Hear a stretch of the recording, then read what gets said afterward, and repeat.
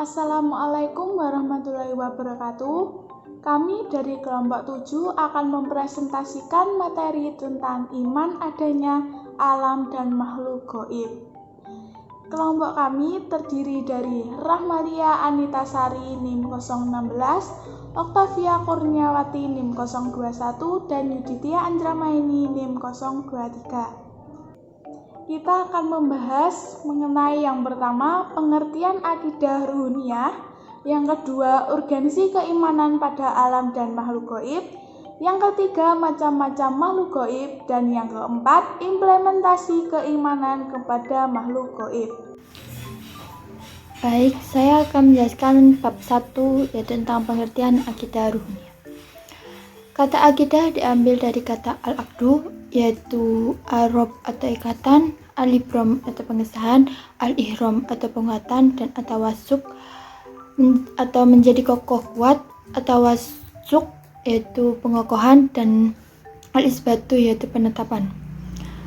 Pengertian akidah secara istilah atau terminologi yaitu perkara yang wajib dibenarkan oleh hati dan jiwa menjadi tentram karenanya, sehingga menjadi suatu kenyataan teguh dan kokoh yang tidak dicampuri oleh keraguan dan kebimbangan. Seperti semakin tinggi bangunan yang kokoh pondasi yang harus dibuat, seorang yang memiliki akidah yang kuat pasti akan melaksanakan ibadah dengan tertib, memiliki akhlak mulia dan muamalah yang baik. Maka dari itu disimpulkan pengertian akidah ruhuniyah yaitu yakini, menjiwai, memahami segala sesuatu yang bersifat gaib atau tidak terdeteksi oleh panca indera. Berikutnya yaitu tentang perkara-perkara kaitannya dengan akidah. Masalah-masalah dan perkara-perkara yang wajib bagi seorang muslim untuk mengimaninya atau mempercayainya di dalam kaitannya dengan akidah Islam dibagi menjadi 4 macam. Yang pertama yaitu ketuhanan, yaitu segala sesuatu yang berkaitan dengan Allah Subhanahu wa taala, baik itu nama-namanya dan juga sifat-sifatnya. Yang kedua yaitu kenabian dan risalah, yaitu yang berkaitan dengan seputar para rasul, nabi-nabi, keunggulannya, sifat-sifatnya, mujizat-mujizatnya, dan juga kemaksumannya. Yang ketiga yaitu ruhuniyah, yaitu yang berkaitan dengan alam yang tidak nampak secara kasat mata, seperti adanya malaikat, jin, syaitan, dan ruh.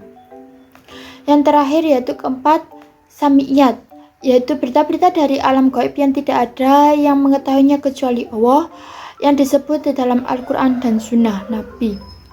Jadi kesimpulannya, apa yang telah menjadi ketepatan hati seseorang secara pasti adalah akidah, baik itu benar ataupun salah. Dengan kata lain, keimanan yang pasti tidak terkandung sesuatu keraguan apapun pada orang yang meyakininya, dan harus sesuai dengan kenyataannya, yang tidak menerima keraguan atau prasangka. Selanjutnya, urgensi keimanan kepada alam dan makhluk gaib. Alam gaib menyimpan rahasia tersendiri. Rahasia tersebut dikhususkan oleh Allah untuk dirinya semata dan tidak diberitakan kepada seorang pun dari hambanya. Sebagaimana Allah telah berfirman dalam Quran Surat Al-An'am ayat 59 yang berbunyi, Bismillahirrahmanirrahim, wa indahu mafatihul ghaibi la ya'lamuha illahu wa ya'lamu ma fil barri wal bahri wa ma tasqutu min waraqatin illa ya'lamuha wa la habbatin fit dhulumatil ardi wa la radbin wa la yabisin illa fi kitabim mubin. Artinya, dan hanya di sisi Allah kunci-kunci semua yang gaib. Tak ada yang mengetahuinya kecuali Dia sendiri, dan Dia mengetahui apa yang ada di daratan dan apa yang ada di lautan. Dan tiada selai daun pun yang gugur, melainkan Dia yang mengetahuinya. Dan tidak jatuh sebutir biji pun dalam kegelapan di bumi, dan tidaklah ada sesuatu yang basah maupun kering, melainkan tertulis dalam kitab yang nyata, yaitu Lauhul Mahfuz. Maka dari itu, perkara gaib tidak mungkin diketahui secara pasti dan benar, kecuali dengan bersandar kepada keterangan dari Allah Subhanahu wa taala dan Rasul-Nya.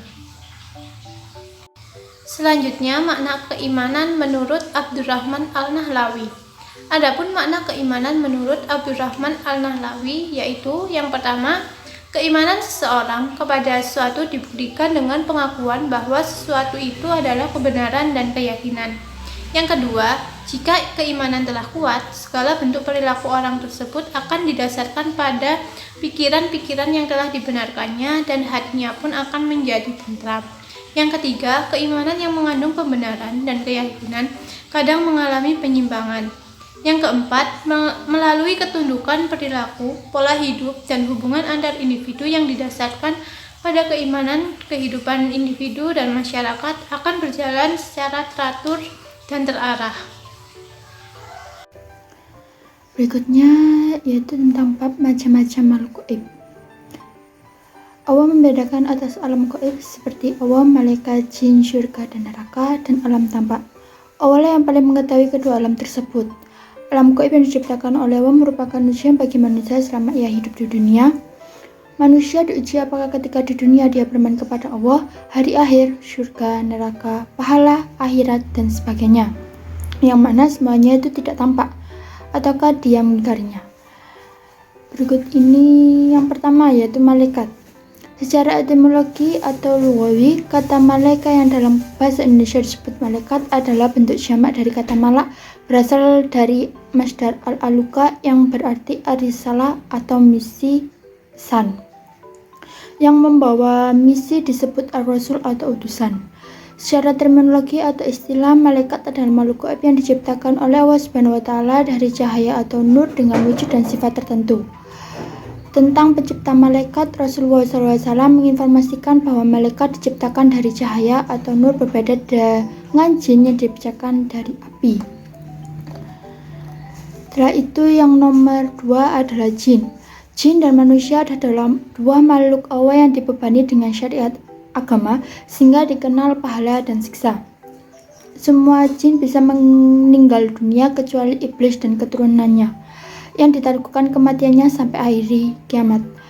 Iblis dahulunya juga jin, tetapi setelah menolak sujud kepada Adam atas perintah Allah, ia berserta keturunannya dilaknat oleh Allah. Jin juga menikah, makan, minum. Keduanya tinggal di alam yang tidak terlihat oleh manusia, tetapi mereka bisa melihat manusia. Tetapi jika mereka menampakkan diri di alam tampak, dalam wujud alam tampak, maka manusia bisa melihat mereka. Selanjutnya, implementasi keimanan kepada alam dan makhluk gaib. Alam gaib ibarat alam yang gelap gulita. Sedangkan Al-Quran dan hadis Nabi SAW ibarat dua cahaya yang terang benderang. Dengan dua cahaya itulah berbagai peristiwa dan kejadian di alam gaib menjadi jelas dan terang. Atas dasar itulah setiap pribadi muslim wajib mengembalikannya kepada firman Allah Subhanahu wa Ta'ala yaitu Al-Quran dan petunjuk Rasulullah SAW yaitu Al-Hadis. Beriman dengan adanya perkara gaib yang diberitakan Allah Subhanahu wa Ta'ala dan Rasulnya merupakan salah satu ciri orang yang bertakwa. Namun sebaliknya, jika tidak beriman dengan perkara gaib tersebut merupakan ciri orang kafir atau ahli bid'ah. Allah Subhanahu wa Ta'ala telah berfirman dalam Quran surat Al-Baqarah ayat 1-3 yang berbunyi, Bismillahirrahmanirrahim. Alif Lam Mim. Dzalikal kitabul la raib fihi hudal lil muttaqin. Alladzina yu'minuna bil ghaibi wa yuqimunas sholata wa mimma razaqnahum yunfiqun. Artinya, kitab Al-Quran ini tidak ada keraguan padanya. Petunjuk bagi mereka yang bertakwa, yaitu mereka yang beriman kepada perkara gaib, yang mendirikan sholat dan menafkahkan sebagian rizki yang kami anugerahkan kepada mereka. Maka dari itu, dapat kita ambil kesimpulan bahwa setiap muslim wajib beriman dengan adanya alam gaib dan semua peristiwanya yang diberitakan oleh Allah Subhanahu wa Ta'ala dan Rasulnya, baik yang dapat dijangkau oleh panca indera maupun yang tidak. Kemudian mengedepankan akal dalam permasalahan, karena jika kita tidak mengedepankan akal maka akan berujung pada kesesatan. Selanjutnya, setiap muslim wajib memahami berita yang datang dari Allah SWT dan Rasul-Nya tentang alam gaib dan peristiwanya. Dengan pemahaman Rasulullah, para sahabat Rasulullah atau as-salafus shalih, kita akan tidak terjerumus pada kesesatan karena beliau adalah jalan yang lurus, dan tidak dengan pemahaman ahli kalam yang menyesatkan.